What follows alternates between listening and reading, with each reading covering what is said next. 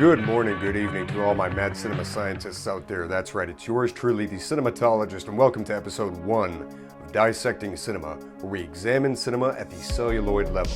I've been waiting to bring the show to you for a long time, so I'm very happy to kick it off with this first episode. Why don't we talk about what Dissecting Cinema is going to be all about? This is a celebration of film that tracks the evolution of our favorite creators, films, and series from their inceptions, and we see how they've come to the formative place in which they are today. Now, for our first season, we have the theme of humble beginnings. What we're going to do is track some of our favorite creators that started out with very small and independent films and went to blossom into blockbuster producing careers as dignified, esteemed auteurs. And our first director is none other than Steven Spielberg. That's right, kind of a mixed consensus on him today, and I don't blame you after the puke fest that was 2012's Lincoln with Daniel Day-Lewis, Oscar bait incarnate, but that's beside the point. Spielberg was one of the original pioneers for the American New Wave in the 1970s, and he really dignified that with 1975's Jaws, which invented the blockbuster film. But before that, we had 1971's Duel.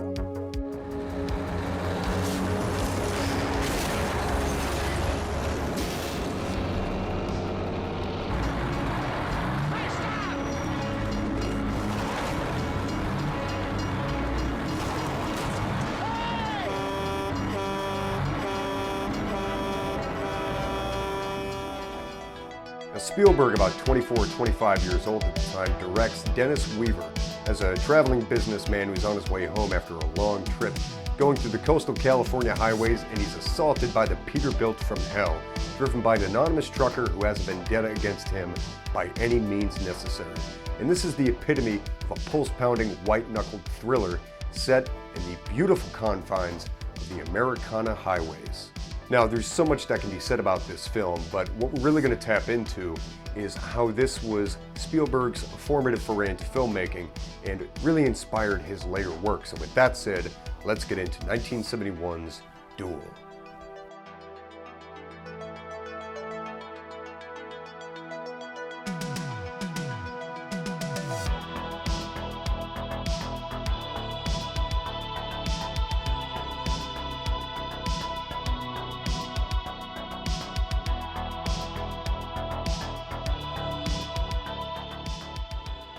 First and foremost, we have to see that this opening shot is very POV, reminiscent of 1975's Jaws. That POV shot of the shark is perfectly in sync here with the POV shot from the cars and the Peterbilt from hell driven by the trucker.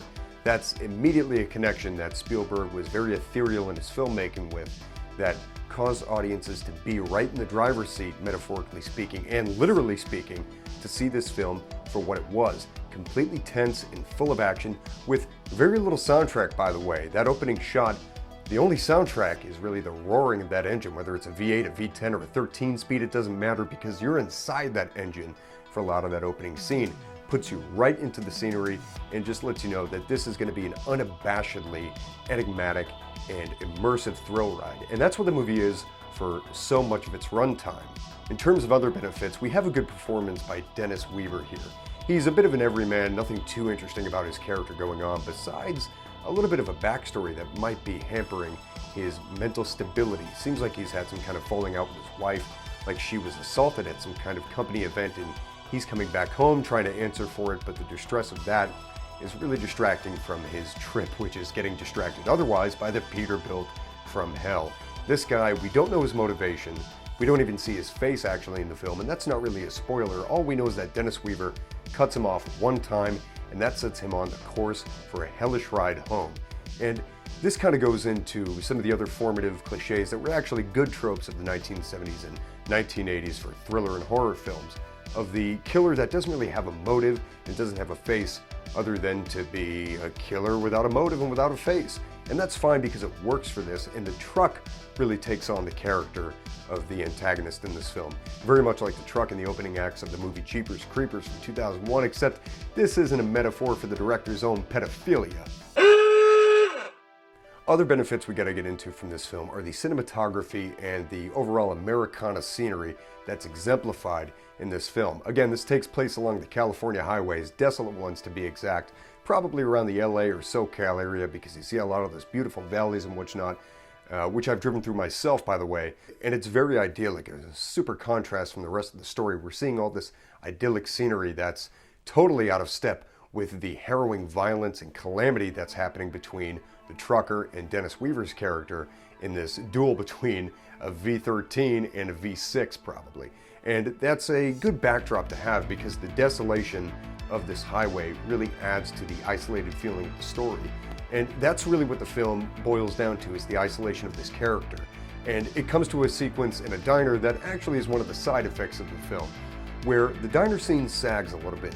It feels like it's about 5 to 10 minutes too long, but what it does do from a narrative standpoint is it lets Dennis Weaver's character consider the idea that he actually might be crazy, that this truck could be an apparition, and it even teases us with that as well. Is this truck an apparition? We don't see the trucker's face. Nobody seems to notice the trucker at any point besides one stop at a gas station, but other than that, this becomes something of a psychological bender, but really doesn't pan out the way you might think so. It doesn't go down a real psychedelic or psychological vibe that gives us any inclinations of where the story is going. It's very much a diversion for 5 to 10 minutes that doesn't really pan out, gives us a sense of where the character is in their mind state, but sags the second act just a little bit. That's really the only side effect that I can find with this film. Everything else looks quite beneficial to a good, fruitful subject, and the examination of this film really appears that this one does hold up to its reputation as one of the definitive, unknown, and underrated white-knuckle thrillers of early 1970s cinema. Another benefit we need to get into here is the pulse-pounding action, which is pretty much the backbone of this subject. And it holds true. This is relentless. Much of the film, it actually gets tiring at a point, and that might turn into a side effect, but I'm not going to say so. It's really too much of a good thing where this truck is coming after Dennis Weaver over and over again, hastily, without any real kind of relent, and this trucker just having his way with the life of Dennis Weaver's character, tempting him, waving him along, and just giving us any false sense of security that we can get, but it's always disappointed like an absentee father. Spielberg really doesn't get in the way of his own directing style here. He's only 24 or 25 years old. We're not inundated with fetishes of spotlights and whatnot. Not every character is backlit out the wazoo like he's been doing since 1993. But on the contrary, this is a film that's very wide, very open, and very intimate at the same time, not getting in the way of its character struggle, the dilemma, and the overall environment, which is the whole point, which is being immersed and being taken into the scenery and being completely obliterated and just tormented in it. It's not far off to say you're going to be tormented in California scenery today. I mean, all you have to do is walk down Santa Monica Boulevard for 5 minutes or Venice Beach, and you're going to wish that that scenery was as desolate as it is in Duel. Now, in terms of other benefits, it's really about Dennis Weaver's performance here and how does he do it as a one-man show. He does it quite well, and he really needs to deliver on that primal aspect of the story of a man who's just trying to get out and see his family in one piece. And he does quite a good job at that. It becomes a little repetitive here and there throughout the film, but that's the name of the game.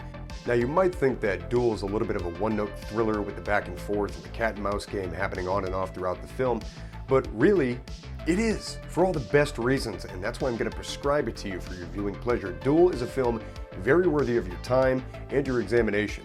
And while having a couple side effects like a little bit of a sag in the second act and some repetition and some tirelessness, I would say the benefits vastly outweigh this film, and they are as follows. We've got a stimulating soundtrack, largely with roaring engines and with a Jake brake. The Spielberg one-takes that start here, whodunit elements, domesticated coyotes, intently isolated naturalistic scenery, beautiful landscapes worthy of a postcard, and nostalgia for a California that actually looks civilized and not like a post-apocalyptic Escape from LA prequel. Again, those only side effects being that midsection bloat and a little bit of deja vu. But with that said, I'm still prescribing Duel to you wholeheartedly. Be sure to pick it up and watch it for your viewing pleasure. And that's episode 1 of Dissecting Cinema. I'm the Cinematologist. Thank you for watching. And be sure to tune in next week for episode 2, where we get really psychedelic.